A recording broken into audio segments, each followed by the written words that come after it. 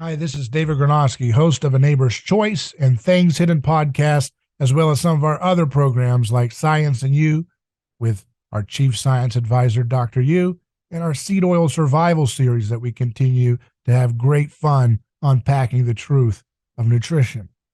I wanted to give you a quick little message saying we appreciate all the support that we get from our uh, monthly contributors and our one-time donation supporters. And we'd encourage all of you to go to our website, a neighborschoice.com, click on contribute, and make a monthly pledge today, whether it's $1, $5, 15, 20, 50, whatever you want to do. Doesn't matter. Just be a part of building this new media project that we've developed to empower and inform, to inspire, to kickstart a scientific renaissance, an anthropological breakthrough and reformation in the church. All these things are possible with your support right now. So make that commitment today and help us keep doing the productions that we have. Thank you.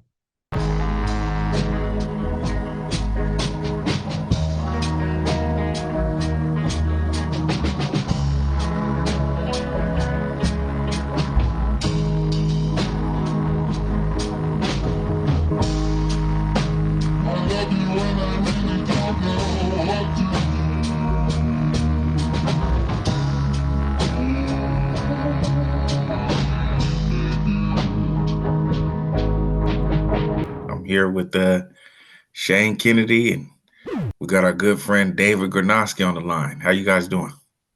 Doing great. All right, David, how you doing, man? It's a horrible day for this country. The things going on right now, but God is still merciful. Amen. Amen. Yeah. Well, thought we talked today about some interesting news, some hot news. We all know what's going down in the Levant. So I just wanted to get you guys' take on that.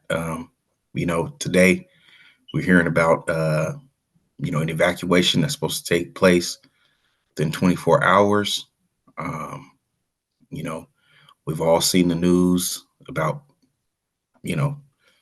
what's going on in Israel-Palestine.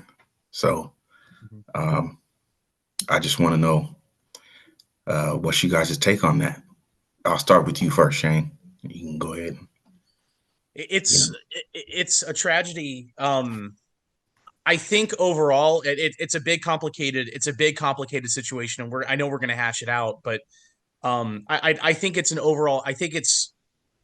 it's a symptom of the crumbling of the American empire, of the transition from that unipolar moment where the United States was the sole superpower of the world that once dictated all the rules, to the multipolar world that the Chinese and the Russians and the Saudis and the Brazilians and all these other countries are talking about now. One where it's going to be regional powers governing countries that are in their own backyard. The U.S. will still probably be the biggest boy on the block, but I don't think that this. I don't think this would be happening if we were still in the unipolar moment, because the U.S. would still be able to kind of force a truce on both sides and kind of keep everybody at bay. But now, because American influence has weakened, things are going to have to find things are going to have to strike a new balance. Yeah. David, you got any first take opinions on this? I just want to hear from you guys some more, and I'll be able to circle in soon. Yeah. The one thing that I find to be very alarming is the fact that if we pull other foreign nations into this conflict, what that could potentially do, what that would look like, right? We're hearing a lot about the U.S. warning Iran not to get into this conflict, not to enter into this conflict. So that's that is very alarming. I think that's one of my biggest concerns as far as this conflict goes. And then, of course, just recently, I think Hezbollah said that it would have no problem with getting into this conflict. You know, Israel just shot off some missiles into Syria, I believe. And so, you know, the question is whether or not there's a lot of provocation going on, you know, in the region, right? And if there's not some sort of willingness to have people actually join into this conflict, you know, wanting to see how some of the Arab states are going to respond, see how Iran is going to respond, you know, and then secondly, say, you know, to see the United States get involved into this conflict, what does that say about, you know, our military sort of being drawn very thin, right? We've already been very active in Ukraine, right? You know, and so what is that going to spell for us in terms of, you know, our ability to really deal with this conflict in a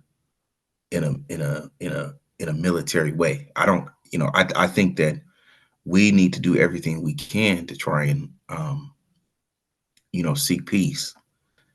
And that, you know, second of all, the United States should not be trying to be on either side, you know what I mean, in this conflict. You know, I mean, I'm definitely down with the whole thing of trying to seek peace with all men, you know, what have you. That's beside, you know, the whole thing of who you support and who you don't, you know, is beside the fact, because the real truth here is that, you know, people are being killed on both sides, you know, and that's you know, that's the bigger issue, right? So yeah, I mean, what are some of you guys' concerns? My thing is really like, I do not want to see us go to war with Iran. Like, I just don't think we have the time for that. I don't think we have the ability to do that. And secondly, that's, yeah, we don't need to be getting into more conflicts, you know. So yeah. well, and that's the thing. Going to war with Iran would not be like going to war with Iraq. You know, we were constantly bombing Iraq, what, since like 91 until we invaded in what, like 2002 or whatever. And you know, they really didn't have much of an army. They didn't really have much in the way of defense. Iran does. You know, they are a regional hegemon. Now, in comparison to the United States, Iran, you know, Iran doesn't really look like a whole lot on paper, but we would be the ones that would have to deploy our forces to that part of the world, and then face them on whatever battlefield we would choose, or they would choose. It'd probably be down somewhere near Syria that we would have to face them, you know. But so as far as Gaza goes, and I know that with a lot of people, when you hear the word Jerusalem, you think of the skyline of the city. When we hear the word Kansas referring to the state, we think of like cornfields or something.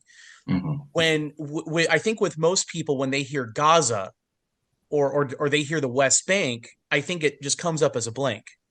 You know, for a lot of people, they genuinely don't know what it looks like. And our media, I think intentionally doesn't show pictures of it because it looks like it's from the Stone Age. And it's because it's continuously been bombed and attacked over and over and over again. You know, it's like 130,000 square miles or something like that. I'm not sure. Yeah, I'm not sure of the dimensions, but I mean, I look at it like this, right? If you say that Israel is the size of New Jersey, then that's got to tell you like Gaza must be significantly smaller than that. You know what I mean? And there's a lot of people. That place is what, one of the, I think it's the most dense populated area in the world or something like that. Gaza City. Yeah. I mean, Yeah. It has a population of about 2.3 million people, and about half of those are minors. Wow. Yeah. So we're dealing with a very densely packed population of very vulnerable people. Mm-hmm. And they're kind of trapped in there because the Israeli government has built basically a giant wall around it. Right. So when different human rights organizations condemn the situation in Israel, between Israel and Gaza, and they say that it's an apartheid like situation, it really is. I mean, that's really the best parallel that we can draw. Mm-hmm. It is between the apartheid system in South Africa Mm-hmm. and what's going on with Gaza. I mean, it's a giant open air camp, basically, where you forced undesirable people to live. Mm-hmm. And the thing is, it's been this constant, really, since the foundation of the state of Israel, in the late 40s, with the British land mandate and all that. It's been a constant back and forth. Mm-hmm. There are grievances on both sides, Mm-hmm. but essentially what happened was the Palestinians who lived in Palestine, they got forcibly expelled from different areas, like Jericho, for instance. There was a group called the Haganah that forced Muslims out of Jericho. Mm-hmm. And that same group, the Haganah, they bombed the King David Hotel, I think that's in Jerusalem, that at that time was controlled by Britain. And so we're talking about two sides. We're only getting one side of the story, and we're talking about two sides that are hurling rocks at one another. Yep. And what at the end of the day, I think the only solution, I think I mentioned this to you the other day, I think the only solution is for both sides to get baptized. Yeah. we I agree. But I was gonna say to what you were saying before was this. I remember this lady. She's she was a commentator. I don't remember on what big news media outlet, but she said that she was like saying, trying to be preemptive with it, right? And she said, you're gonna see the media try to do all types of things to be in a on the side of the Palestinians. They're gonna be pro Palestine, right? You're gonna see all types of news media. And I said, I said, well, I haven't seen it yet. You know what I mean? Much to my surprise, I mean, because usually when conflicts like this ensue in the Levant, right, you do see sort of a there's two sides. You know what I'm saying? You might see something like Democracy Now! Talk about Palestine, or CNN talk about something about the Palestinians, and then Fox News say something about Israel,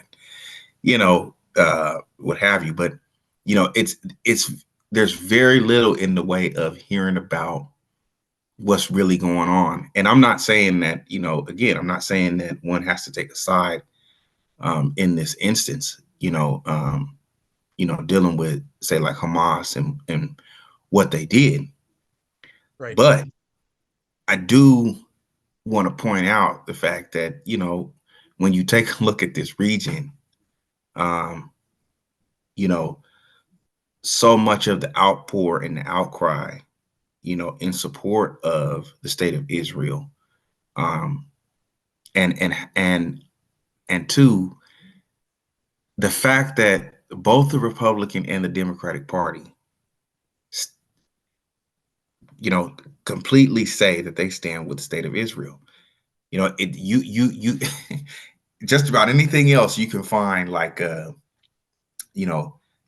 conflicts with each other. They'll politically they'll disagree, right? But on this issue, it's it's a what do you call it? One size fits all. Like we are standing behind, the state of Israel. We're standing behind, you know, the IDF, and we defend the state of Israel. So, I think that's an interesting point. David, you got anything to say, man? I think this is just a reminder that saying in Romans that Paul says, "I am not ashamed of the gospel." Mm-hmm. Mm-hmm. And what has there ever been a time now to really take root the meaning of that statement? I am not ashamed of the gospel. Yeah.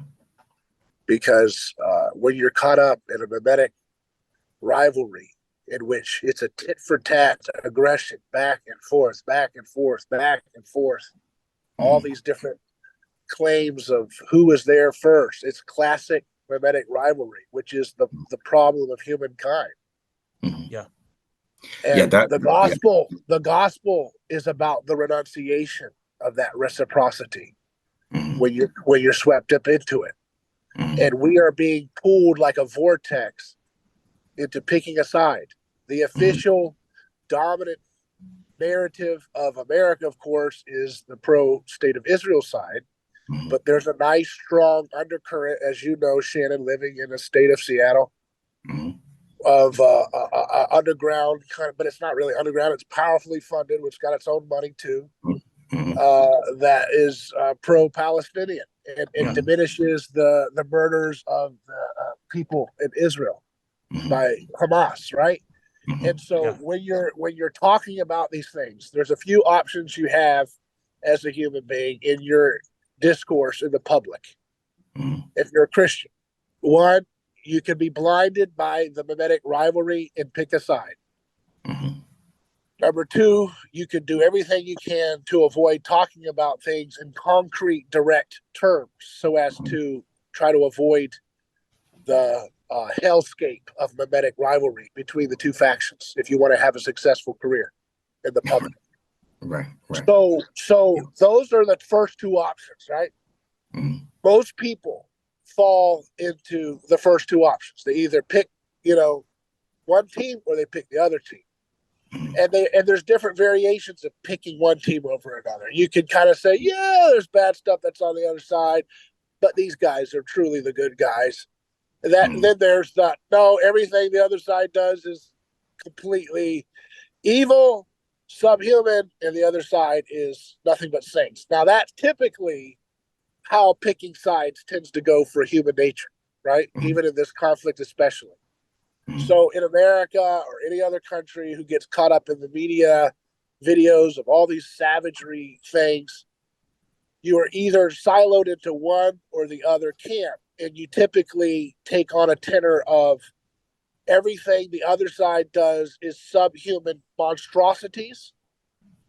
And then everything my preferred team does is just, what would you do? You do the same thing, right? So one side gets all the empathy you could ever conceive of, and the other side gets none of it. That's typically how human beings assess especially this mother of all mimetic rivalries that the whole world has to be involved with, right? Then the second one I want to address again, which is a more sly, subtle way of denying the gospel sometimes, which is to try to avoid the topic altogether, to say platitudes about, there's wrong on both sides, and try to keep it really vague and don't get into weeds and just keep it safe and duck your head down so you can get your book deal or whatever your little team is you're going to line up with. Because you can make money on both sides. So if you don't want to make a position on both sides, because you don't want the ire of both one or the other rivals, right? Right. You just kind of skate around it and skirt around it and keep your head down and avoid that. And you can kind of try to have your little career as whatever you want to do in the public sphere in America. Because the moment you start to indicate criticism about one of the sides, the other mimetic rival team is going to pour out all hatred and wrath on you as a human being for the rest of your life as much as they can. Right. So Ron Paul was pretty good at threading the needle in a third option, which I'm going to get to now. But he was still a politician, and he was still operating primarily advancing a libertarian political analysis, which I'm not going to get into right now. I want to get into what is the Jesus response to this. The Jesus response is very clear. Do not resist evil with violence. The Jesus response is very clear about this. Now, it's easier said than done when you're in the middle of a hellstorm and your child just got burned alive or kidnapped. Right. So I want to make it very clear. No one is trying to take Jesus here and make it some kind of moral grandstanding to shout and shame some other team who's had horrible things happen to them. No one's doing that. So don't even try to assert that in your desire to pick a team. Yeah. But Jesus does not give us the luxury of picking a team in the midst of mimetic rivalry where vengeance and violence is at play. He never does. He never does. He did not pick the Roman team. He did not pick the Pharisee team. He did not pick the Sadducee team. He did not pick the Zealots. He didn't pick the Essenes. He didn't pick other factions, right? He had something to say for every human being involved in the conflicts that he was involved with that he was around at his time. Right. And for me, obviously the political dimension, America should not be doing what they're doing, but that's what they do. The government's going to do what they're doing, and there's nothing we can do as human beings to stop that. But what we can do within our power right now is to proclaim the gospel. And that's what I say when Paul says, I am not ashamed of proclaiming the gospel. Now's your opportunity.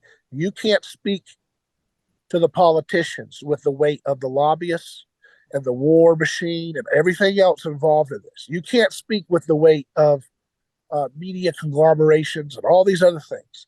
But what you can speak is to use your public voice to proclaim the gospel as it actually is. Yeah. And the gospel does not make justification for slaughtering and sacrificing children because somebody else sacrificed another child. Yep. It never does. Yeah.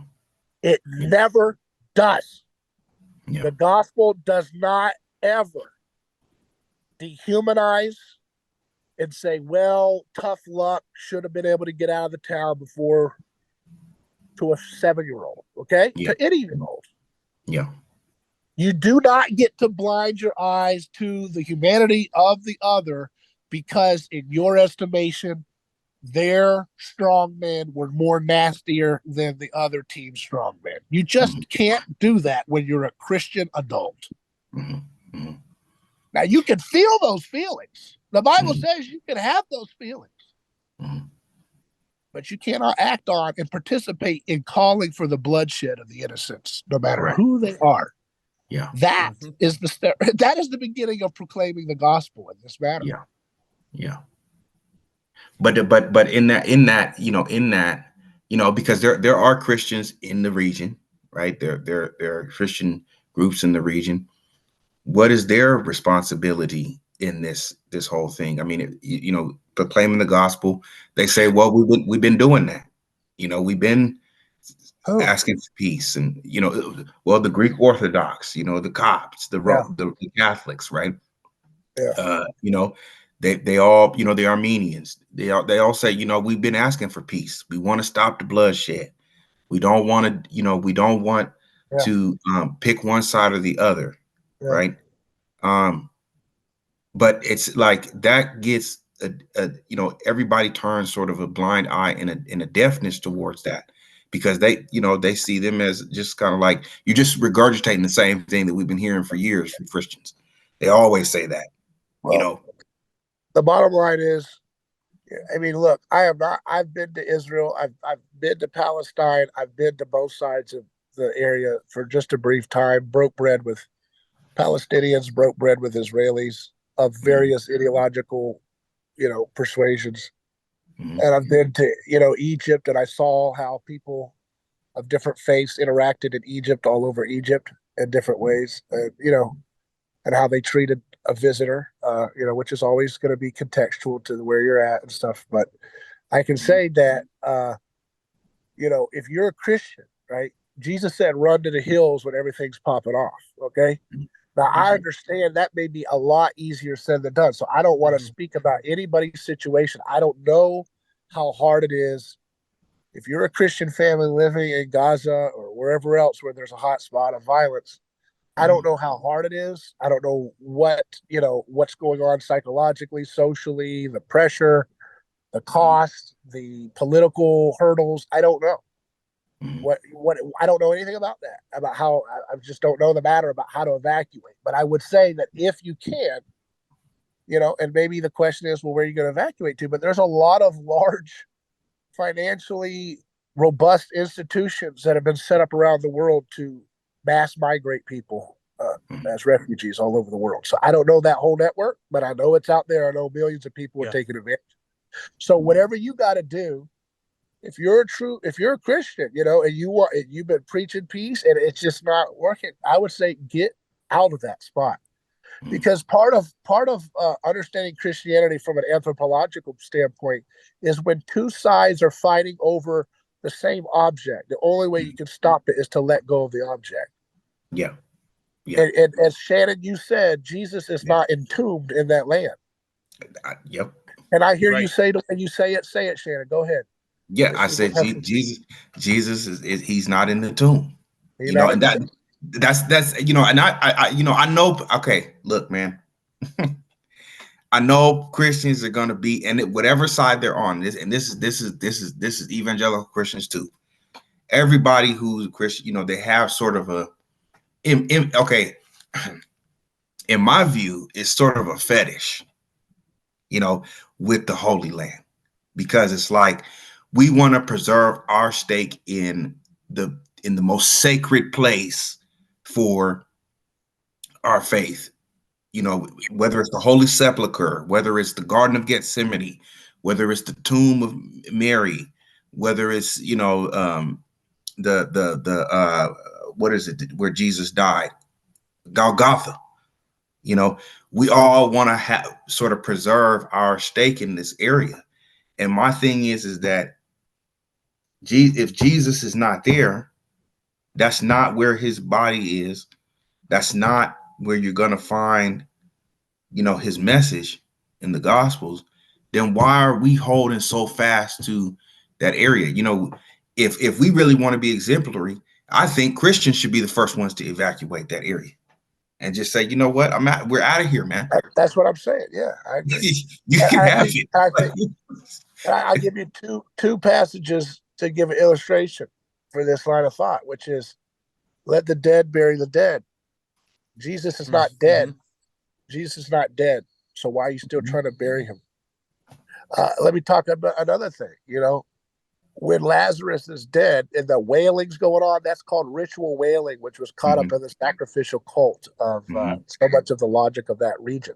You would have these performative wailings and so forth, which would the sackcloth and the ashes, which would kind of create this kind of sacrificial energy around the death of someone, which needed to be avenged at some point down the road. And so Jesus was rebuking; he didn't want that spirit of wailing.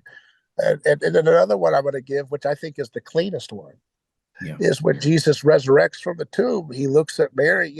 He says, "Why are you clinging to me?" Okay.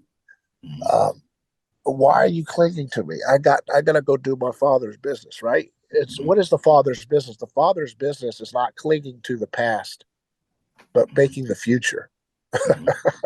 So by clinging to Jesus, you're objectifying Jesus in a way that is disrespectful and disobedient to the message of Jesus. By clinging to Jesus, you're in effect basically treating him like another Hercules pagan god. Yeah. You're not wanting to become like Christ. You're not wanting to be Christ. You're wanting him to be nonviolent, and then you hold on to your retribution and say sorry afterwards. You see that? Yeah. Let me make that clear. Holding on to Jesus in an objectified sense, as Mary Magdalene was doing, and how anybody who's human would do. Let me cling to you for your power. And he said, no, I got to go do my Father's business. What is his Father's business? It's creating the future through people who embody his body on earth as it is in heaven, right?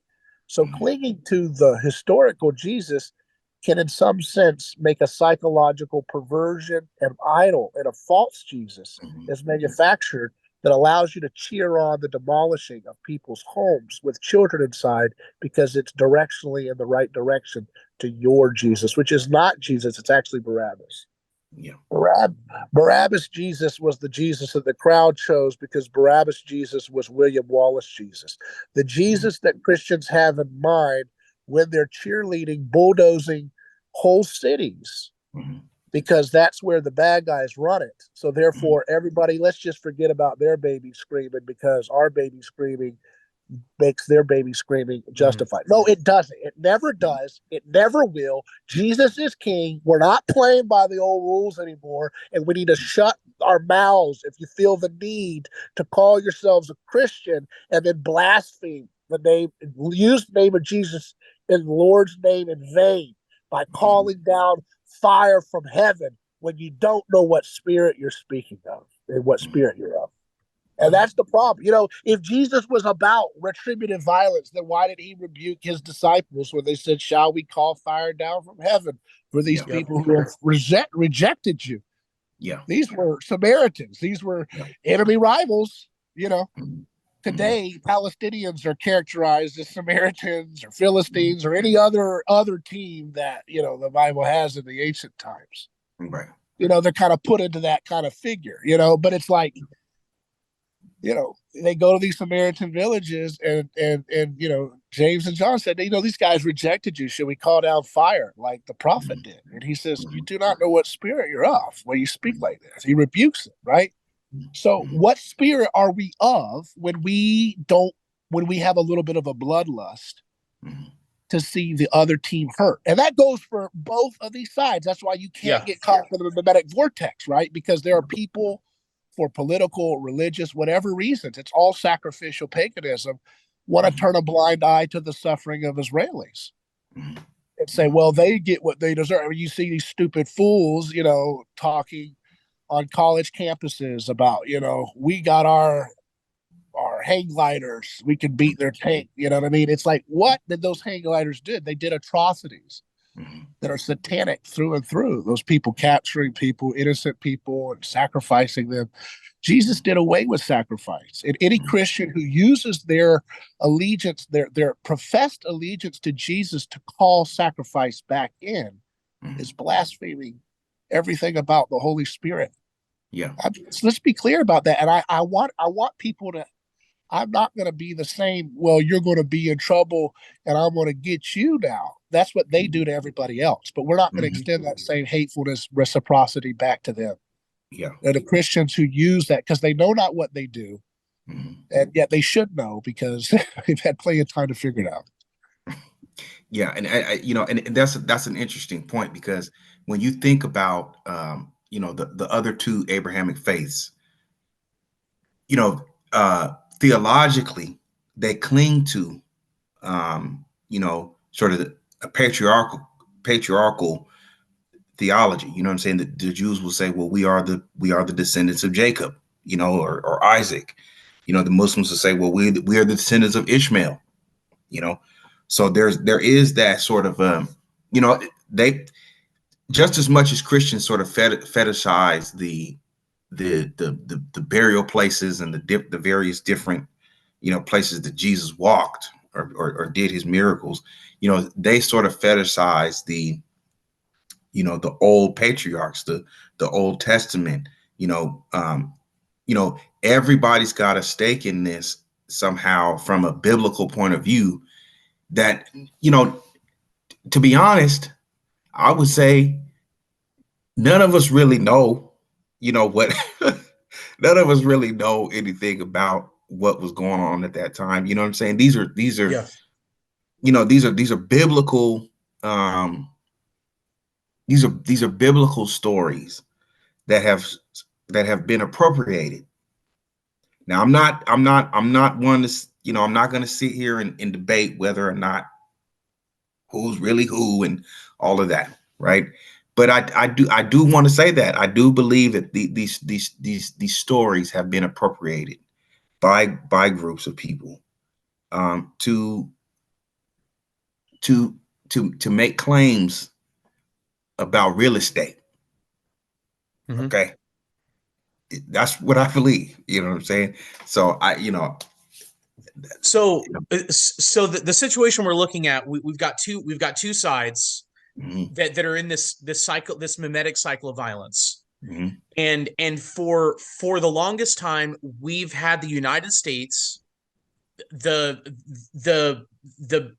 biggest guy on the block, Mm-hmm. who really through the veiled force of threat to both sides, mm-hmm. has kind of kept both sides from killing one another. Mm-hmm. You know, mm-hmm. now as the power of the United States has begun to recede, and it's continuing to recede. You know, the American Empire is still very powerful, but we're not talking about the 1998 American Empire. You know, here we're talking about the 2023. Then we'll be talking about the 2024, 2029, 2030 American Empire, which will probably be slightly weaker in its geopolitical influence in comparison to the one now. Mm-hmm. So the thing is, where does this go? What does this look like? I mean, I guess in my mind, the only real solution is baptism, because that means that's the only resolution to the mimetic cycle of violence. Mm-hmm. You know, outside of that, there is no resolution. Yeah. But what sort of a patchwork can be done here that could at least put a band-aid, that could just put a band-aid on this broken arm to try to at least buy us a little bit more time? Or is that possible? Are we at the point where this thing does escalate to a new level, or is this a situation where it looks like it could get worse, but there is some patchwork that can be applied, or maybe this is just a birth pang of something that's to come? What do you think? I guess what my question is, do you think there is some kind of a practical patchwork solution outside of baptism that can be done to introduce that external, like I guess you could call it like an external mediator, right? I think that's the Girardian term that you would use, to inhibit this thing from escalating to a new level that could, because at the end of the day, I mean, what all three of us want is to see human life dignified, right? You know, that, you know, at the end of the day, that's what we want. And if on the short term that requires an external mediating force, then maybe that's what's necessary, or is that something that would only grow to exacerbate the problem? Yeah. I you know, so my first, I think, you know, as Christians, yes, we want to preach the gospel. We want to bring people in, you know, baptize in the name of Christ, right?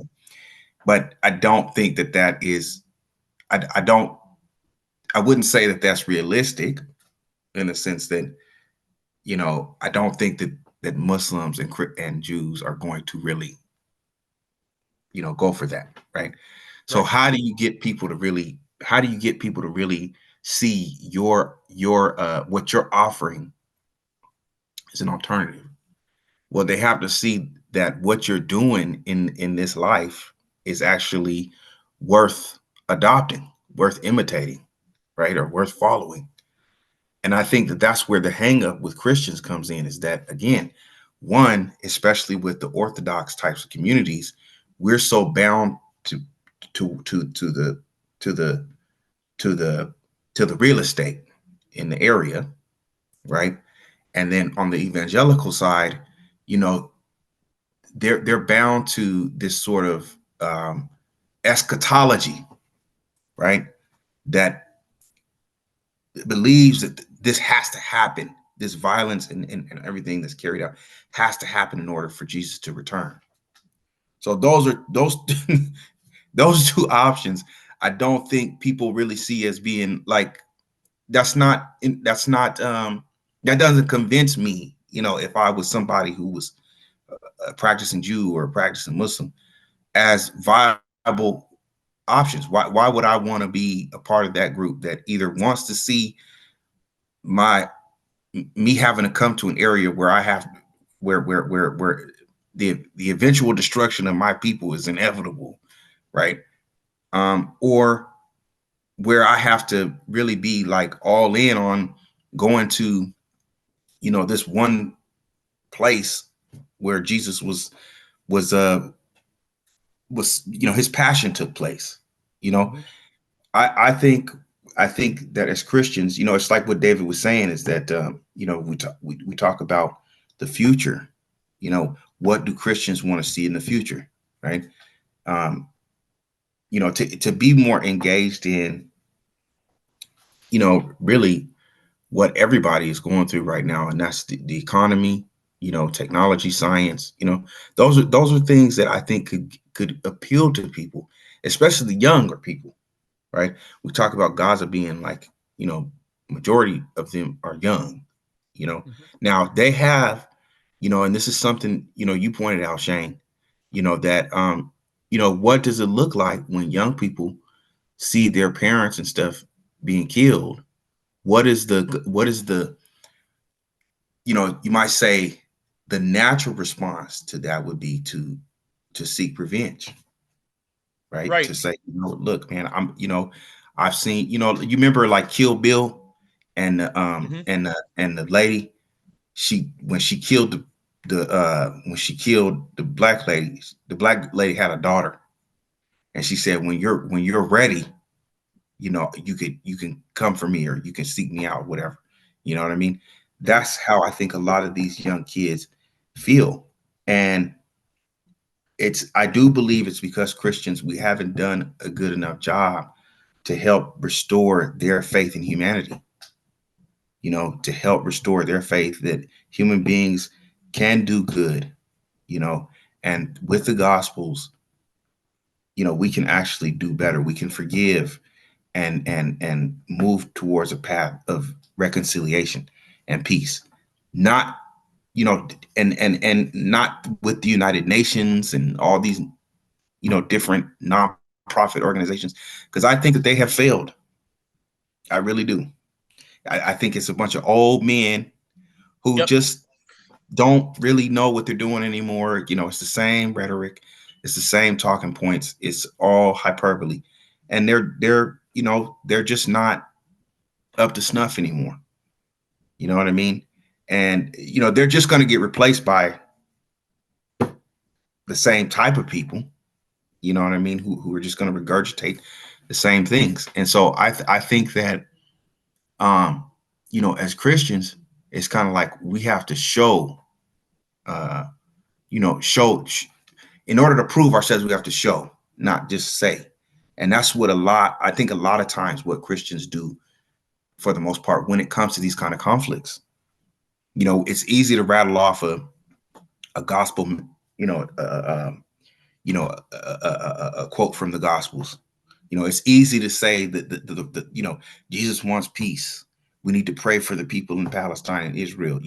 But it's like, what is the Catholic Church actually doing? What is the Greek Orthodox Church actually doing?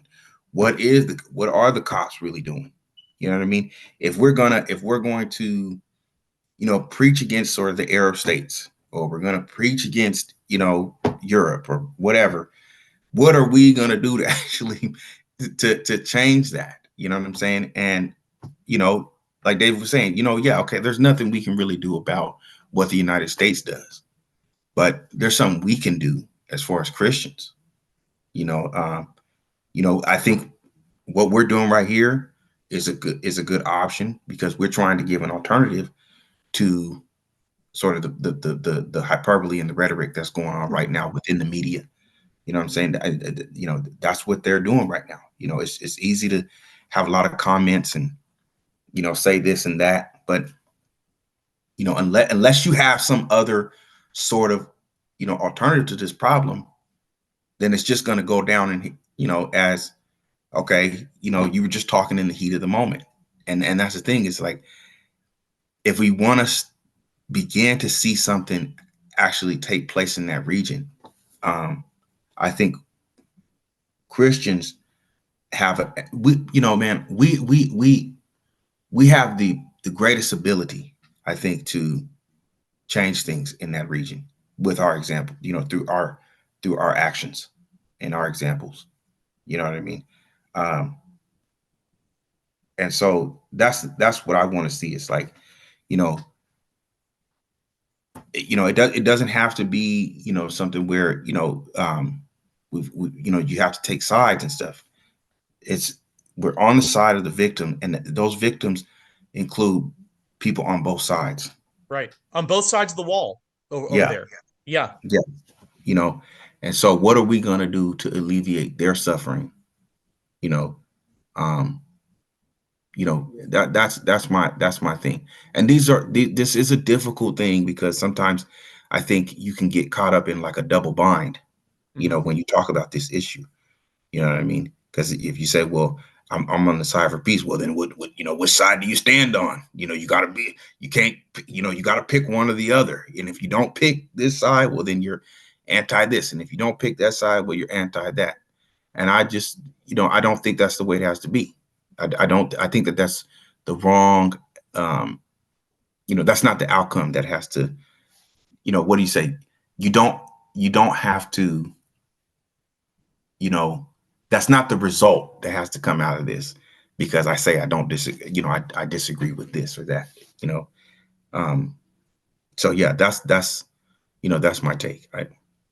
So the other night I watched a news program on EWTN, and it was Raymond Arroyo, and he went through and interviewed a bunch of people, and one of the people he interviewed was, I wrote the guy's name down, Father Peter Vasco, and he lives in Jerusalem, and he said that he's lived there since like the 80s, and he said very seldom has he ever seen tensions as tightly wound as they are right now. He said Jerusalem's a ghost town right now.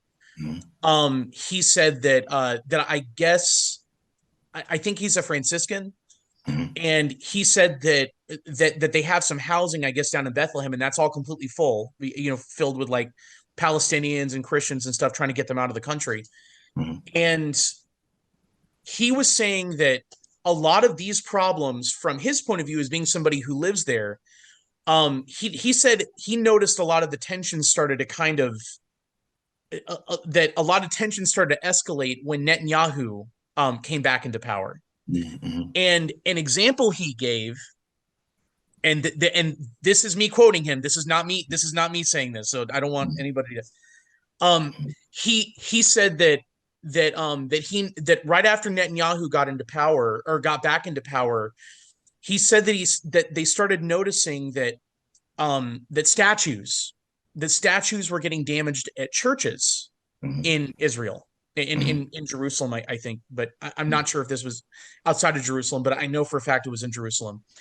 And he also said that clergy and Christian pilgrims were getting spit on, and he said that's still happening.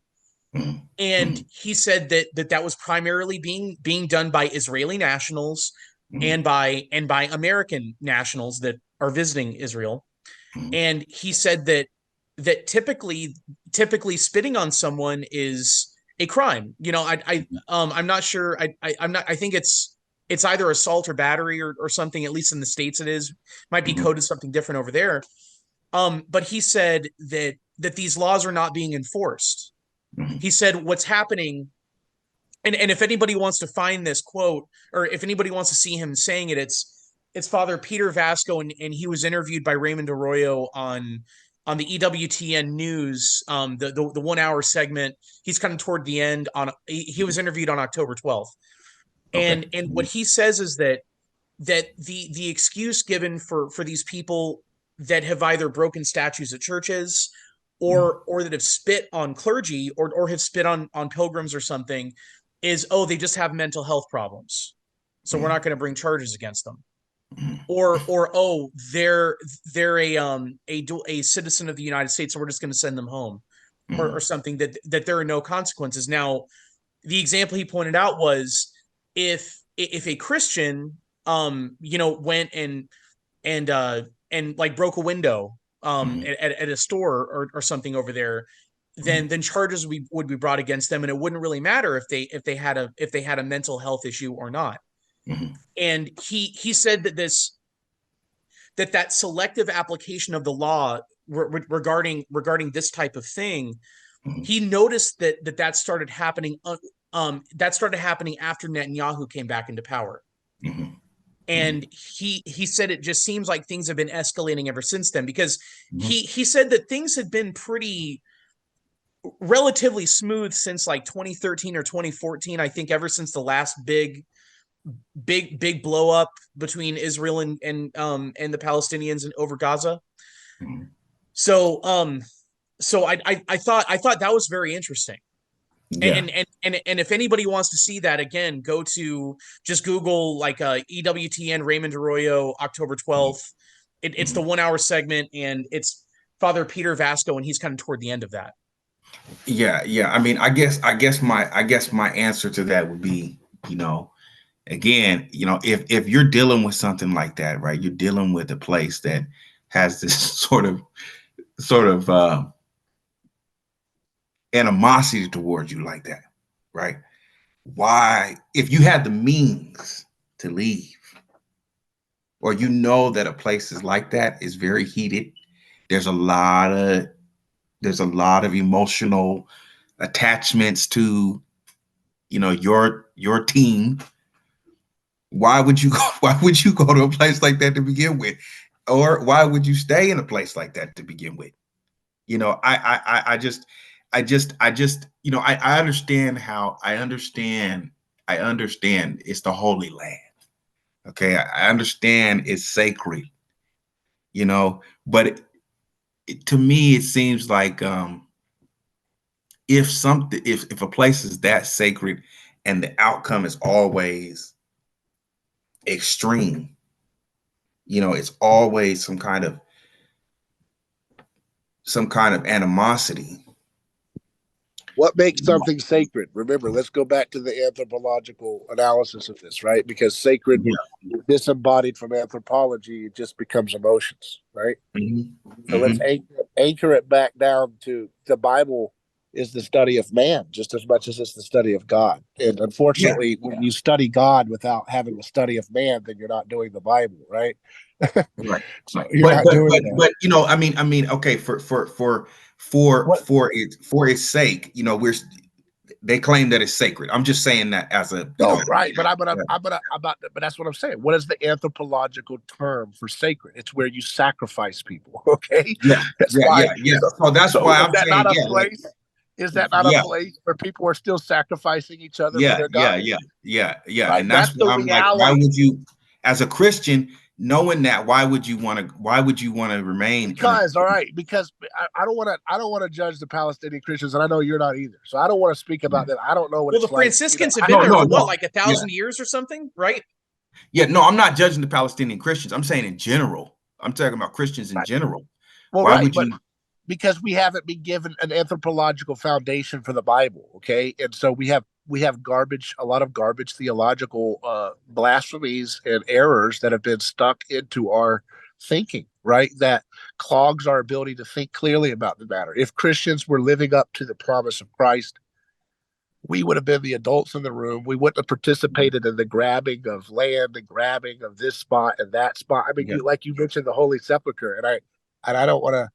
I mean, I was inside there. I went inside and touched where they said Jesus, where he resurrected. I was in the tomb, put my hand there on the stone. And but the problem is, you see so many videos of these guys at different sects of the church punching and kicking at each other, and you think to yourself, what is it? You're standing in a place. Okay, I'm a human being. I'm standing. I've got my dress on and my attire on to show that I'm a holy person, right?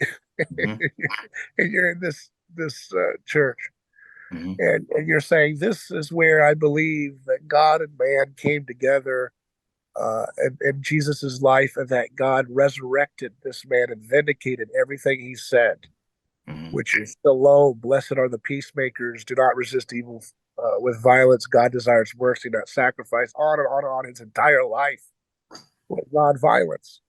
And so you're going into that environment, and you're saying, I'm here to protect the memory of that. while you're elbowing another person who also says they believe in Jesus, and you're punching and kicking on somebody who also believes in Jesus, and you don't remember, wait a second, why am I here? Why am I here? I'm here because this man said to turn the other cheek. And turn the other cheek is everything he did. Turn the other cheek was not an idiom he said that was incongruent with everything he did in his life. No, turning of the cheek is exactly what he did in every aspect of his life, including the cleansing of the temple, where they, again, the lovers of retributive violence want to add more in their imagination to that scene than that's actually there, right? And he's cleansing the temple of people who are trying to raise money to have a violent overthrow against Rome, which is the same spirit oftentimes that animates the Palestinian cause, right? We can violently overthrow and do horrible atrocities to innocent children and women, and these terrible blights on their soul that they're doing. And they're reciprocating. And see, when you're involved in a mimetic rivalry, you can always stop the tape at a certain point in history and say the other team started the trauma first, right? Right. You can, like you were saying earlier, Shane, the people who, are carrying out these horrible atrocities. They may have been children who saw their dad or aunt torn to pieces or raped or whatever from the other side. And so they're reenacting that same abuse and violent trauma onto some other innocent victim, right? And each of them thinks that they're the ones that are responding to the first slight. That's what Rene Girard found in the Bible. And everybody thinks they're just defending themselves, that they're just responding to the initiation of violence that was started by the other team. Very few people, unless you're saved by the Holy Spirit, have the moral faculty to say, you know what? I don't care who started this. I'm stopping this, right? That's the point. That's what the Christian difference is in the Holy Land. And yet, because we have retributive retardation of the gospel added into our mix, we end up just having the same kind of view as the other teams do, these other religions, right? How many Christians, you want to pick, people want to pick on, this team, Christian evangelicals in America. How about the Roman Catholics? How about the Orthodox? How many of those people believe in the world today that Jesus has come back and he's going to machine gun every one of his opponents, and he's going to bloody, terrorize, and decapitate all because they read one symbol from Revelation where Jesus has blood on his knees, and they say, therefore, Jesus is a Rambo who's going to come back and machine gun all of his enemies. So they in effect, because they conjure up the same Messiah, the same false Messiah of the crowd that Jesus's own people rejected him for, right? Jesus' own people, including his own disciples, wanted Barabbas. And they got Barabbas. They saved Barabbas's life, and they destroyed their entire city in the process in 70 AD.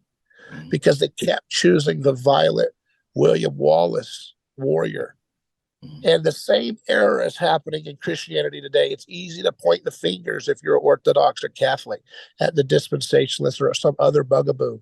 At the end of the day, every one of those Christian traditions are still deeply blinded by the crowd, and they still believe that Jesus is going to come back with vengeance in a similar fashion, and the way Israel is treating Palestine and how Palestine treats Israel when they kill innocents.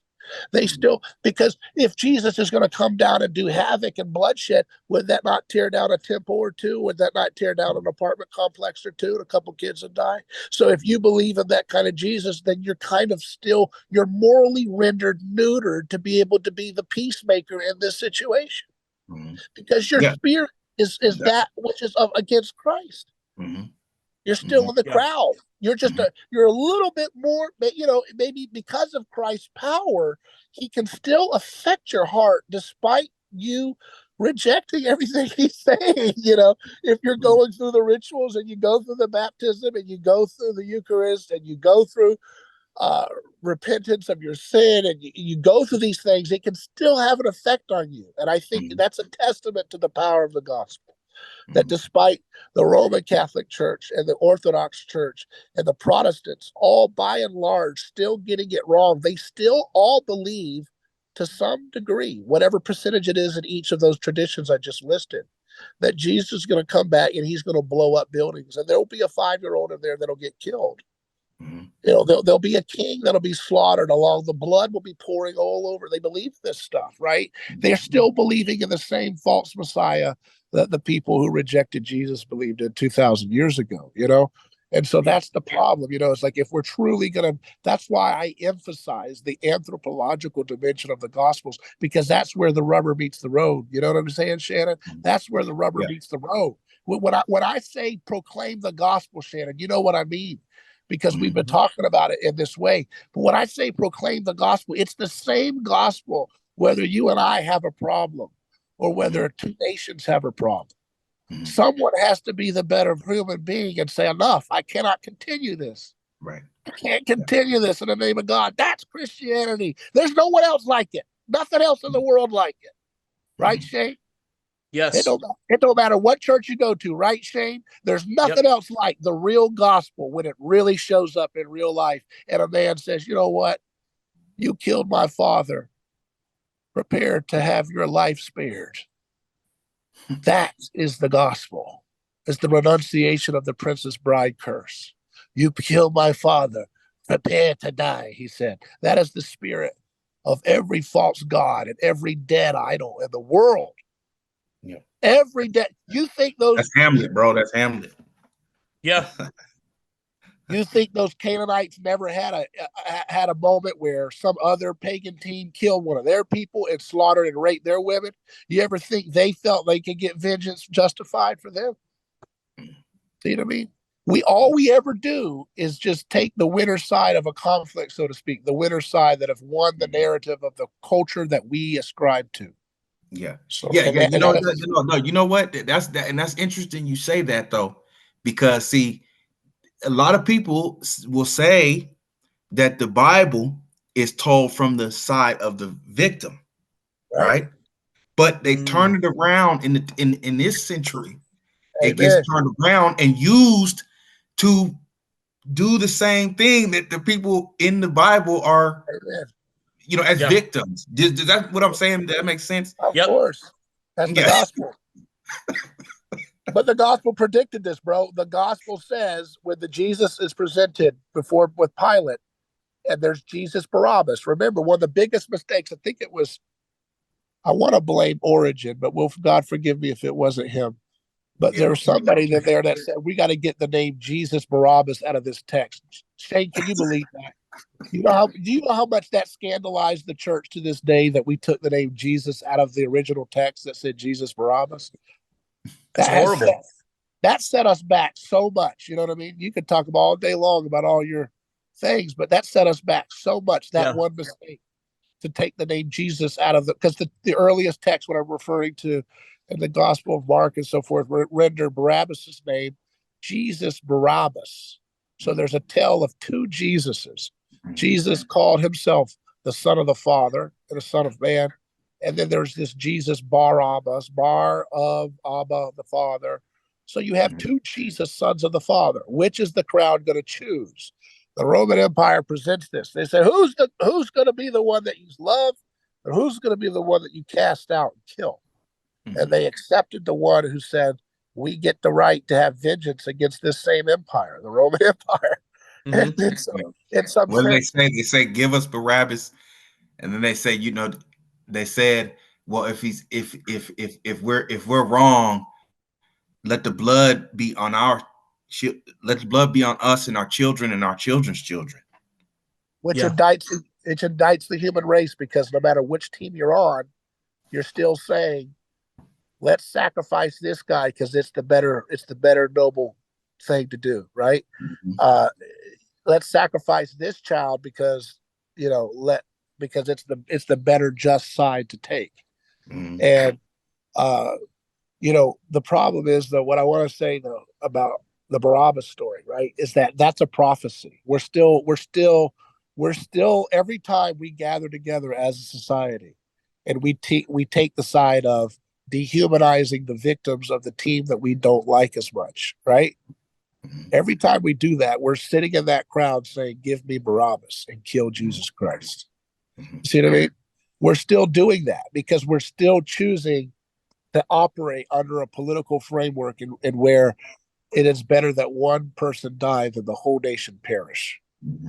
See, the only delusion that allows you to blow up buildings and kids are killed and excuse other people's accusations of rape, but always believe the other side's, this kind of stuff only comes when you believe that the might makes right, that it is better that one person takes it for the team than the whole nation of whatever perishes, right? You fill in the blank what that nation is that you believe you're a part of. In terms of your persuasion, some people might say the Palestinians, their nation, has a right to exist, and it has a right to sacrifice a few for the greater good of preserving their concept of a people and their concept of a land, right? And the same goes for the other side. They say this nation has a right to exist. It is better that one person die on the other side that we didn't intend, because they'll say we're not intending to kill these kids, or we didn't intend to have this person get raped, or we didn't intend for this thing to happen. Both sides always say that, but it happened. It happened in the greater good of trying to preserve our nation. That's Caiaphas. It's just the casualties of war. That's what they say. That's Caiaphas. Yeah. That's the same logic of Caiaphas. Caiaphas said it's better that one man die, Jesus, than our nation get perish if we don't take this guy out. It's too much of a problem. They had to send a message. They had to do what they did. Is that not what they're trying to do right now? Are they not trying to send a message by saying they're going to choke out this entire city of close to 2 million people or whatever? Are they not saying we're trying to send a message? Was Hamas trying to send a message when they said we're going to abduct these girls and do these terrible things? They were trying to send a message that it's better that they're sacrificed, these people, than our nation's right to exist be extinguished. So, and their fit of rage and their sacrificial rage, both sides are speaking the mouth of the murder of Jesus Christ. So who is king? I want to go back to that now. Who is king? Christ is king, and the blood of the victims' voices will cry out for justice. So if they kill 2 million people in Gaza, they say they want to get rid of all of it. They're done with it. The more you kill, the more your movement's sowing its own demise in the kingdom of Christ. Yeah. You live by the sword, you shall die by it. Yeah. That's right. That's the new king. Okay. So you can talk a big game about your political heroes that you like, your pet projects that you like.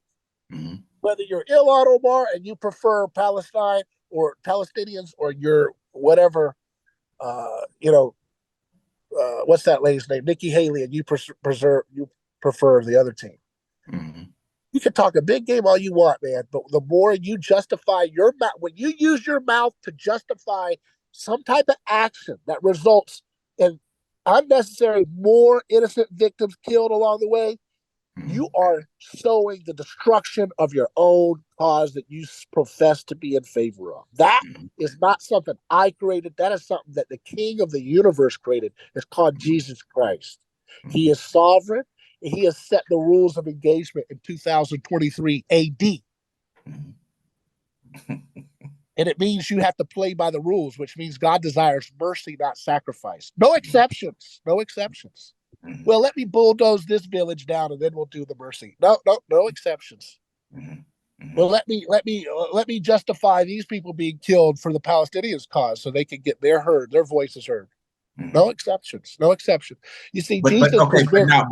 But I wanted you just quoted from the passage in Isaiah, right? Okay. And that is a contention right there, David, because some people will say, well, couldn't we say that the Bible, especially when you talk about the Old Testament, is in contention with itself, right? Because there are books in the Bible that are condoning, like the book of Joshua, right? You talk about the Battle of Jericho.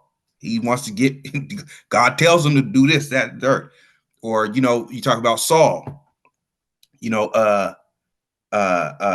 Samuel told Saul, get rid of all these people. Yeah. And Saul didn't do that. And what happened to Saul? He killed himself on his own sword. Isn't that Bible too? You see what I'm saying? Well, that goes down to the question of who is the Word? Is the Word fully manifested in Jesus Christ or the Bible? The Bible speaks the Word pointing itself to Christ. It is the Word of God, but it is the Word of God in subjection to Christ being the ultimate Word of God. Right. So Christ is the final statement about who God's nature really is. Okay. So the Bible says, when you see Jesus, you see the fullness of the Father. Does it not say that? Yeah. Right. Does it say that, Shane? Yes. What is that passage? Can anybody remember the passage? So everybody that likes the verses, anybody putting you on the spot? I think it's in John, isn't it? Yeah. What do you say? He who has seen me has seen the Father, right? Yeah. He who there's sees other me passages that say that I think Paul says that Christ is the fullness of the Father, right? So there's a few John different chapter 14, verse 8 through 10. What does it say? So again, this is John chapter 14, verse 9. This is from the ESV. Jesus said to him, "Have I been with you so long, and you still do not know me, Philip? Whoever has seen me has seen the Father. How can you say, 'Show us the Father'?" So if you ask me, when you say, doesn't the Bible say Joshua did this or that? When you see Joshua, did you see the fullness of the Father represented in mankind? Yeah, no, I mean, you don't see the fullness. Is that what it says? Does the Bible say when you see Joshua, the warrior, you've seen the fullness of the Father? Does it say that? No, but this is Does it say that for Elijah? No, but see, this is Does it say playing that for devil's. Moses? This is devil's advocate. Even if you say that, if you say, okay, you didn't see the fullness of the Father, someone would say, okay, but they're carrying out the Lord's wishes. Who? Yeah. They'll say, well, they're prophets, and God told them to do such and such a thing, right? So it may not be the fullness of the Father, but it is certainly what God commanded them to do. You see what I mean? That's devil's advocate. I want you to say something to that, because I feel like that's where the contention lies, because some people believe, like sometimes you got to be, sometimes Joshua. Sometimes I want to be clear. I want to be clear about something. I don't know about being Joshua. Okay, I don't think that's not what we're called to do. You know what I'm saying? Yeah, I know, but I want to say something because you brought up a point that I want to clarify. Okay. I want to clarify for anybody who's listening along. Say these guys saying pacifism. No, I'm not. That's stupid. Yeah. Okay. What I'm saying is, when you tell people, okay, like, we're going to get revenge. So you killed our kids, we're going to kill your kids. Now, you know what's interesting about it? What's interesting about it? It's like they all have to say they're doing self-defense to smuggle in sacrifice of innocence. Isn't that interesting? What the real pain box is, the real pain box for people is innocence among them, women, children, widows, grandmas being hurt and pulverized and hurt. That's what hurts a people, right? Yeah. But every side, each side, and all these sides all over the world, it's not just this conflict, but they all have to say, well, we're just doing self-defense. But what really hurts the other side? It's when their innocents get killed. That's what drives them through the roof. So it's like, you see what I mean? They're all saying, I'm just doing self-defense. I didn't mean to kill the kid. I was just trying to get the bad guy. But then they always end up killing more kids and orphans and widows than the bad guys. Yeah. And they all end up doing that. Russia, Ukraine, they all didn't mean to kill the innocents. Y'all were making me do it. I was just trying to get the bad guy. Every human beings group says that. But what they're really showing the power of is sacrifice, because it's the sacrificial part. And what I'm trying to get at is that humans may say that it's collateral, but I believe the collateral is actually the point that they smuggle in. because that's where they make their opponents really have pain and hurt. Yeah. It's not the old general that's been whipping people up to start a war. It's not Netanyahu and his counterpart and the Palestinians duking it out, punching it out right now. Mm. It's the old people, it's the grandmas, it's the girls, it's these people who, those are the ones that get hurt, and that's what gives the pain. So they can't say, my intention is to have you have pain from sacrifice of your innocence. They have to say, I'm just doing this for self-defense. Mm. Every group has that to various extents. Now, having said that, now this is where it gets a little bit complicated. I believe that people have a right to have self-defense. Mm-hmm. But everybody, Shannon, everybody thinks that they are acting in self-defense, because if you run the tape back to their grandma's death, it justifies them to kill your building that had somebody innocent in there too. But if you run the tape further back, you see that there was another person, somebody's uncle on the other side, a few generations before the grandma's death, that also was hurt and killed. And that's what justifies, you see what I mean? So you run the tape back, and you're always going to see a tit or a tat. You know what I'm saying? You run the tape back, you can cut the pause and say, okay, this is where the violence started. This is why I get to do what I do to you. Mm-hmm. You say, well, no, run the tape back further. You run the tape back further, you pause. See where you did it to my team? Yeah. That's why I get to do. No, run the tape back. Eventually you run out of memory because you don't know how far it goes. And then you just start creating all these, like you said, appropriation of text, right? Mm-hmm. To use to justify your claims, right? Mm-hmm. But at the end of the day, what they're swearing by is sacrifice. It's really the collateral sacrifice. Now, another thing that you got to put in here, Richard Koenigsberg, who I've had on the show before, has brought up the fact that nations go to war as a means of sacrificing their young men as a tribute to the cause of their nationhood. Mm. And I think that that's a play here too. You know, how many of our people can we sacrifice as a sign of the realness of our claim to nationhood, or to the land, or to the soil, or to the authentic blood claim to this territory? It's like the sacrifice of our young men in some ways is a kind of a revelation, right? If we sacrifice this many people, and this happens all the time, you know, nations go to war to prove that they're real, he says, Richard Koenigsberg. It's like the more that you send young men to die and shed their blood on behalf of the nation, the more you prove the legitimacy and the realness of that national body, preserved by the bloodshed of those young men willing to die gruesome deaths on behalf of the cause. So there's that. That certainly sounds like a sacrifice to a deity. Yeah. Yes, it is. Yes. Now we're getting closer to home, but I didn't want to go there. You know what I'm saying? It's all right. You want to go there? Do you really want to go all the way? We can proclaim the gospel, but we also have to realize that we must be wise as serpents and gentle as doves in the way we proclaim it, right? You know what I mean? So the bottom, but the bottom line is that, you know, ultimately, that's what's driving this. So you can go into Joshua, and Shannon, I have to just say, I'll have to leave that conversation for another time because I can't do theology in the public right now. I can only do anthropology. I can only do one thing at a time. And I'm not a theologian either, bro. I'm sticking with the anthropology too. That's three of us. Yeah, but yeah. I do have something that I want to chuck out here. Mm-hmm.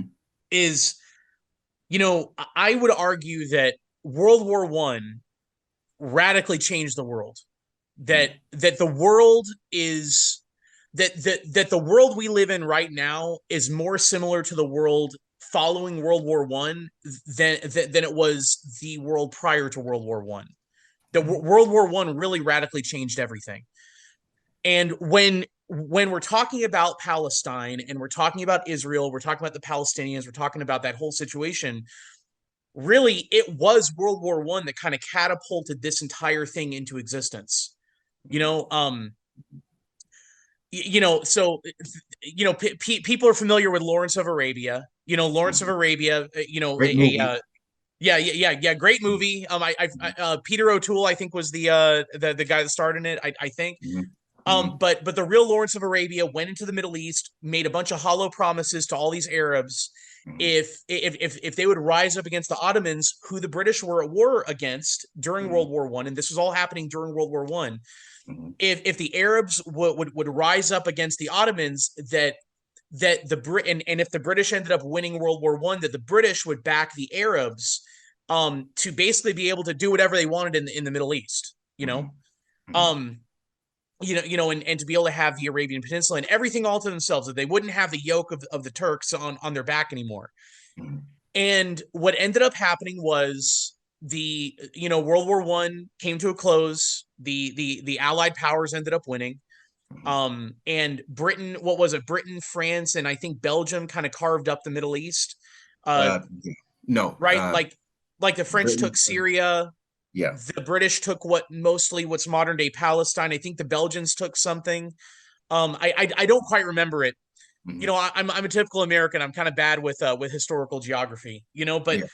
So then in 1917, there was the Balfour Declaration, which was which basically the British government expressed, I believe to Lord Rothschild, that they were supportive of the establishment of a British homeland, and the thing that gave them the ability, the power to be able to do that, what was the mass sacrifice of the European soldiers, British soldiers, everybody, that put them in a position of power where they were able to swallow up the Middle East, and they backed out on their agreement that they had with the Arabs, and they asserted control over the Middle East. They kind of carved it up and broke it into different countries, but they kept the land mandate of Palestine, and they expressed interest in creating a homeland for Jewish people in 1917 in what was called the British land mandate. Well, now the thing is, the way that that's portrayed today is as if the British rose above their the little devil on their shoulder and started listening to the angel on their shoulder. The British rarely ever did that. It really had to do with race, with the British having a very large swath of Brits being anti-Semitic, and a lot of anti-Semitism in Europe, that a lot of these European countries were like, yes, let's create a Jewish homeland, and we can send all these Jewish people that we don't like there. And so but this is what the problem was. There were Palestinians, there were people living on the land that the British had said, that's where we're going to send all the Jewish people to. And so you ended up having this mass migration, some of it forced, some of it not. But for the way it was sold to a lot of Jewish people, though, was, look, you can go back to the land of your forefathers, and you can go there and you'll be treated better, which in many cases they were. But by them going there, they had to push out a lot of the people that already lived there. And a lot of those people, the descendants of the people that live there already, we're talking about the people in Gaza, that have been pushed into Gaza. There was an agreement signed by Nazi Germany. It's called, have you ever heard of the Havara Agreement? No. You ever heard of that?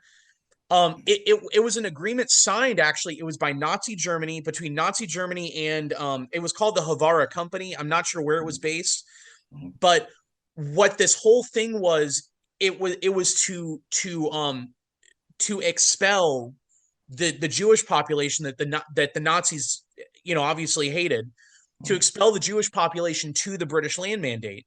The Nazis were able to expel about 53,000 Jewish people to Israel. Now, the problem is, when you expel people from their home in Europe, and you send them to the British land mandate of Palestine, just de facto, you have to put, them going there pushes out other people, who ended up being who were the native Palestinians. And some of the native Palestinians were Jewish, some of them were Christians, and most of them were, I think the majority of them were Muslims. So I guess the whole reason I'm saying all of this, because I think everybody else knows the rest of the story, that the state of Israel was established in the late 40s by the United Nations and everything. But the whole reason I'm saying this is, just thinking about like sacrifice and everything. I think in many ways the sacrifice paid by the Europeans in World War I, I think part of that, like, legitimacy of nationhood and power that they were able to establish, they used that to establish the bare bones of the modern state of Israel. But at that time they were forcing a lot of Jewish people out of Europe and sending them there, and that's kind of the origin of what we're dealing with today, where you have two groups of people that have been kind of forced to live in the same area, and it's just grievance on both. It's legitimate grievances on both sides. Like a lot of the Jewish people, a lot of the Jewish settlers prior to the end of World War II that went to Palestine, they were, a lot of them were forced out of Europe. So they were forced out of Europe with a grievance. So they show up there with a grievance, and then the people that they go there and offset, that creates a grievance too. So you've got this cycle of grievances, and I guess the only thing I'm pointing to is, isn't it interesting that Europe is dealing with all the problems it's dealing with now? We could talk, you can talk about Ukraine, you can talk about all the excess immigration that's happening in Europe, just all the issues that are happening in Europe, European Union and everything. Really, in some ways, the Europeans are kind of reaping a bad harvest because of things that they have done over the 20th century, and the United States is definitely a part of all of that. I'm not trying to say it wasn't, but the British were the ones that I was going to say something else, but the British are the ones who made hollow promises to the Arabs and didn't follow through, lied to them, and then used that territory that they swallowed up to expel groups from Europe that they didn't like. Well, to expel one group from Europe that they didn't like.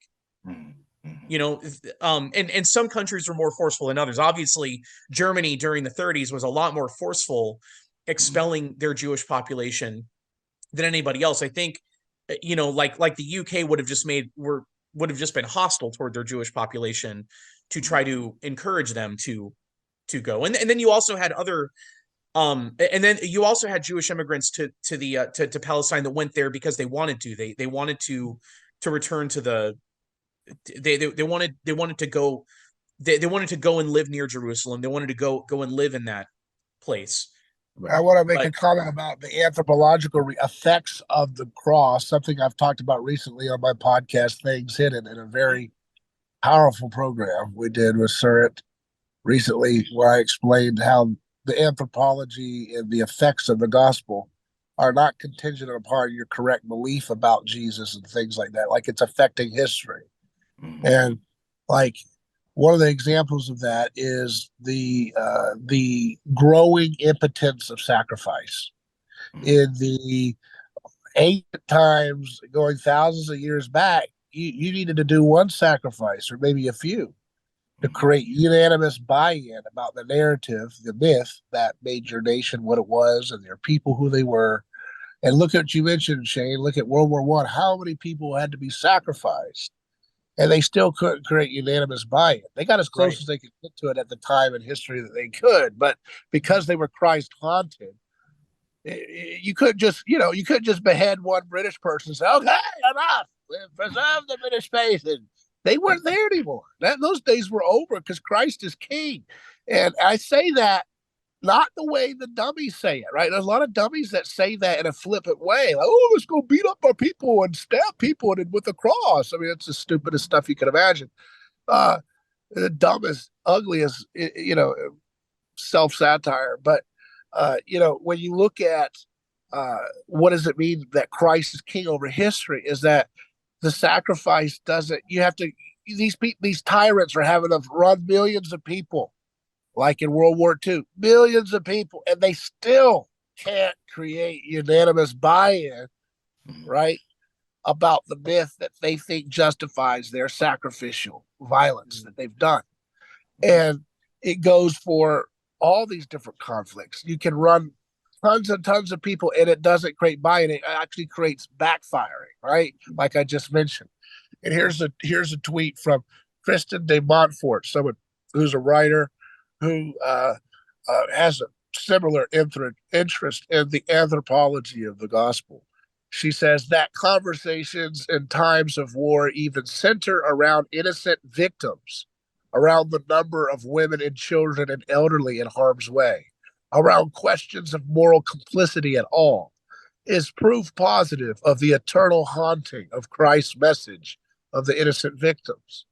And that's the point, is that Christ is king in a way that is not what all the worlds expect of a king. When you say Christ is king, the average earthly mindset says, "Oh, you're just a bunch of try-hard wannabes." Christ is the farthest from that situation in Israel and Palestine.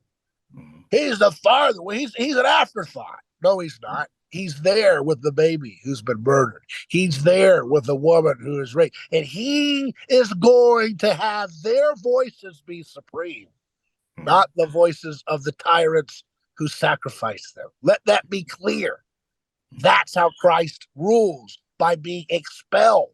That's why the stone the builders rejected has become the cornerstone. In being expelled or murdered or raped, your voice becomes the cornerstone of the future of the world. Yeah. And that's how Christ's upside down kingdom works. It's not the expectations that we want. We're not seeing the Pope come down with a cross, stabbing all the enemies of all the sides or bringing them to heel and they're all bowing. That's the stupid pagan view of power. Christ doesn't do that. You know what I mean? That's not the way it's going to look when Christ is king.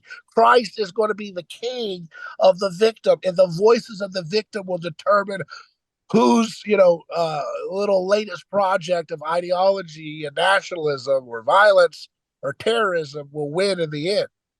And that's how he's going to make all the nations a footstool under his land, because these nations are going to be subject to his terms of operations.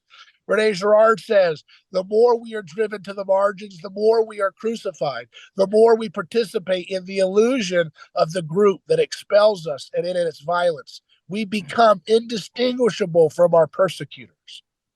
So when we participate in that cycle of violence, it becomes a monstrous doubling. You can't tell.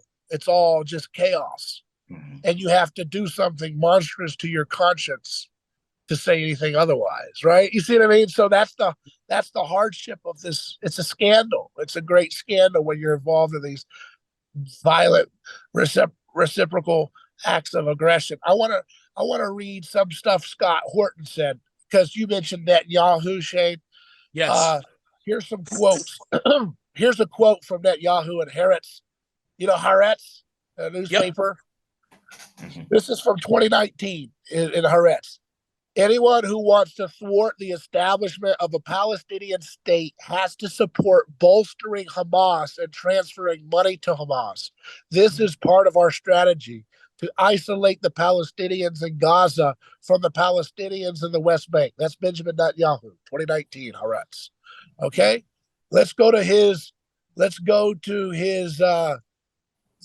finance minister. Okay, let's go to Netanyahu's finance minister, Bezalel Smotrich, leader of Israel's religious Zionist party. He says the PA is a liability and Hamas is an asset. on the international playing field in this game of the delegitimization, think about for a second, the PA is a liability and Hamas is an asset. Okay? So what does it mean that Hamas is an asset to their interests? Well, Scott Horton says the Israeli government does not want peace. They want that land, especially Jerusalem and the West Bank.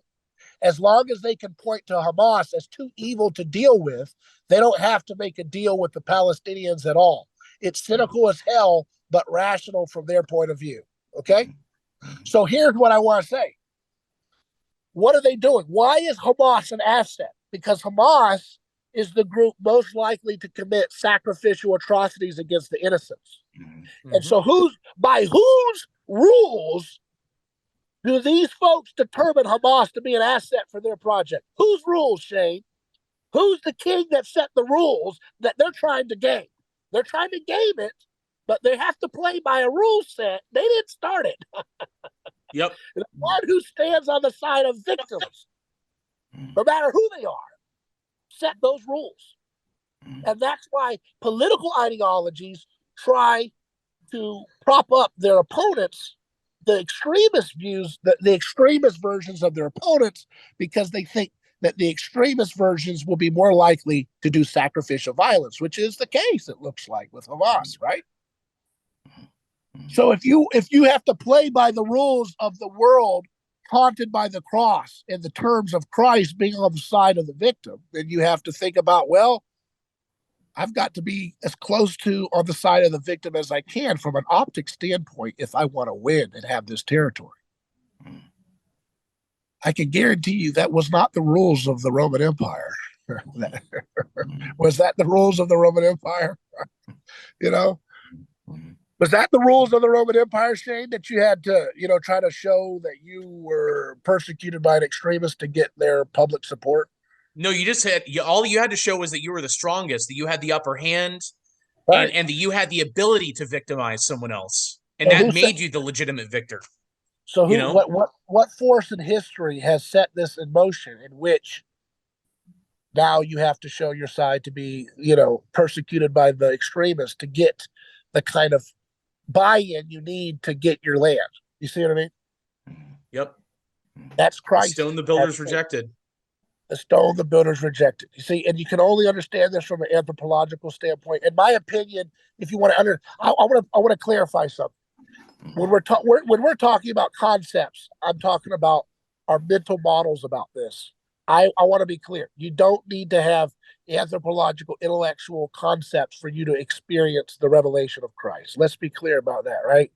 I don't want this to be another secret knowledge game like all of theology, unfortunately, often becomes, where it's just another secret knowledge game that people play together. A game, right? It's a game of proving yourself and winning. It's reciprocity again. My team is right. Your team is wrong.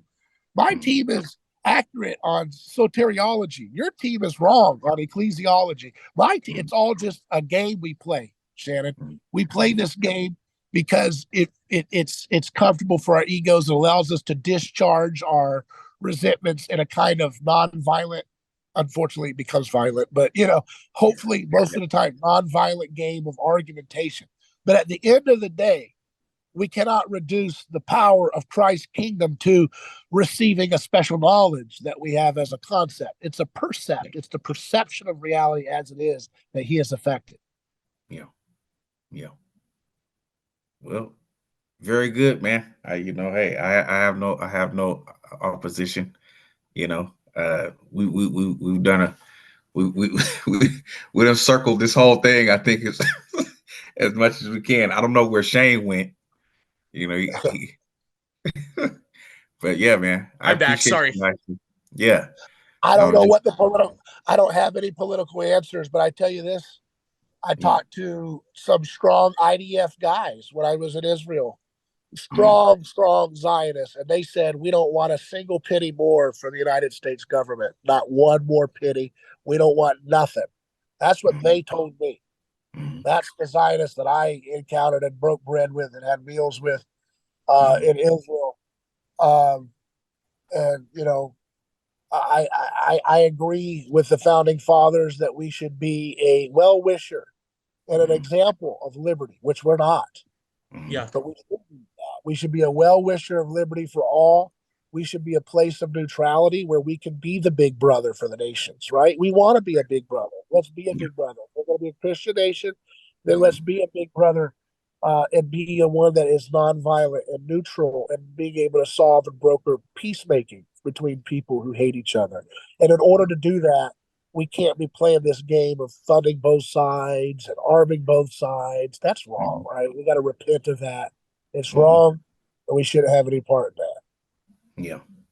Let the logos of love go ahead and flow on. Something interesting I've heard is that, oh, did I unmute? Yeah. Okay. Something interesting I've heard is that more than half of Israelis, actually in Israel, blame Netanyahu for the attack of Hamas against the Israeli citizens, and they also do not support the IDF going into Gaza. Yeah. I saw that. That's interesting. Yeah, I think it's so interesting that I think the American populace, I think we have a lot more in common with the Israeli populace than we do with those that control our own government, with those that are actually in power in our own government. I think it's the same thing in Israel. Yeah. Certainly. Yeah. Well, these politicians in power in D.C. are filtering their love of these other governments through the pocketbook of the lobbyists that make money off of the missiles and weapons and bombs and everything, Yeah. So they mediate their love through the, where they get their bread buttered from the military industrial complex, right? So they don't, it's a lot easier when you're not fully having your bread buttered by Raytheon and Lockheed Martin to be able to talk to your brother in Israel and say, hey, I think we agree on a lot of this stuff, man. You're a brother, you know what I mean? And the same thing for a Palestinian. I broke bread with folks in Bethlehem that said, man, I've grown up here my whole life in Bethlehem. You see that hill over there? I can't go over there and walk the steps of Jesus, my Savior. They're Christian. Palestinian generations, they've gone back and they're living in Bethlehem, but they're not allowed to walk in there on the same road that I was able to walk on, that old remnant of the Roman road that Jesus walked on. And I thought, that's heartbreaking. That's sad. And then you go to the Israeli and you break bread with them and they tell you they're love. I met Israelis that love Jesus Christ, but you're not allowed to talk about it publicly there, unfortunately. But it doesn't matter. Christ is not the king that needs to be talked about like that for him to get his success done. So he's a better king than that. He's stronger than any king we could have ever made up. And his way will win. The voices who are being murdered, the children, the baby, whoever has been killed, they will all come out when every knee and every tongue shall bow, every tongue profess that Jesus Christ is Lord. And all of those things will be exposed in the history. I think that Christ's knees will be covered in blood because of all the bloodshed that we humans have done to one another. He'll just be coming in to say, what the hell have you done with the place? Yeah. Hopefully it'll be a lot. Hopefully it won't be as bloody as we can imagine that. Yeah. Well, hey, man. Thanks for joining me, guys. This was fun, man. We covered a lot of ground. Yeah. Oh, yeah. Till next time. Take care. All right. Take care. All right. You too.